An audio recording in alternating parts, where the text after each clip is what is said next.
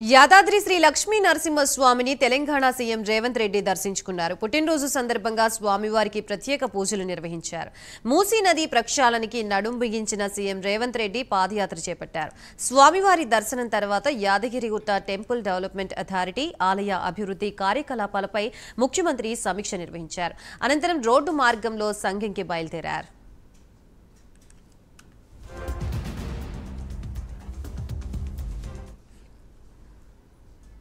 సంఘం నుంచి రేవంత్ రెడ్డి మూసీ పాదయాత్ర ప్రారంభించనున్నారు. మూసీ నది కుడి ఒడ్డున భీమలింగం వరకు దాదాపు 2.5 కిలోమీటర్ల పాదయాత్ర చేస్తారు.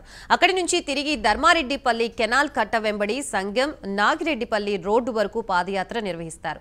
అక్కడే యాత్రకి వచ్చిన ప్రజల్ని ఉద్దేశించి మూసీ పునర్జీవన సంకల్ప రథంపై నుంచి రేవంత్ రెడ్డి ప్రసంగిస్తారు. అనంతరం హైదరాబాద్కి తిరుగు ప్రయాణమవుతారు.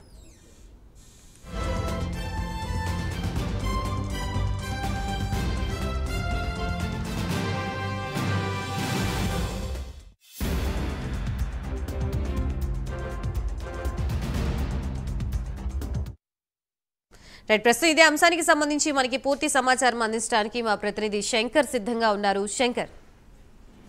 రైట్ గాయత్రి, సీఎం రేవంత్ రెడ్డి యాదగిరిగుట్ట శ్రీ లక్ష్మీనరసింహ స్వామివారిని దర్శించుకున్నారు. అనంతరం వైటీడీఏ అధికారులతో నిర్వహించబోయే సమీక్షా సమావేశానికి బయలుదేరి అక్కడ సమీక్షా సమావేశాన్ని కూడా పూర్తి చేసుకున్నట్లయితే తెలుస్తుంది. ప్రత్యేక పూజలు చేసిన అనంతరం సమీక్షా సమావేశానికి బయలుదేరారు. అక్కడ సమీక్షా సమావేశం అనంతరం రెసిడెంట్ సూట్ లో బస చేశారు. అనంతరం సంగం గ్రామం ఏదైతుందో సంగం గ్రామంకి వచ్చిన తర్వాత ఇక్కడ నుండి భీమలింగం పెళ్లి శివలింగాన్ని దర్శించుకొని ఇక్కడ నుండి దాదాపుగా 2.5 కిలోమీటర్లు పాదయాత్ర చేపట్టబోతున్నారు.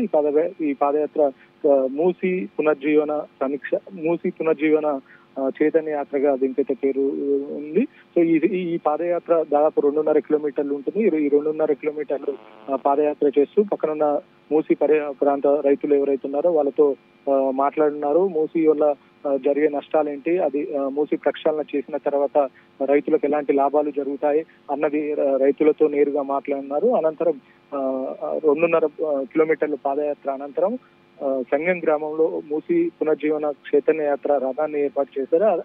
ఆ రథం నుంచి మూసీ ప్రాంత రైతులను ఉద్దేశించి సీఎం రేవంత్ రెడ్డి అయితే మాట్లాడుతున్నారు. Thank you Shankar.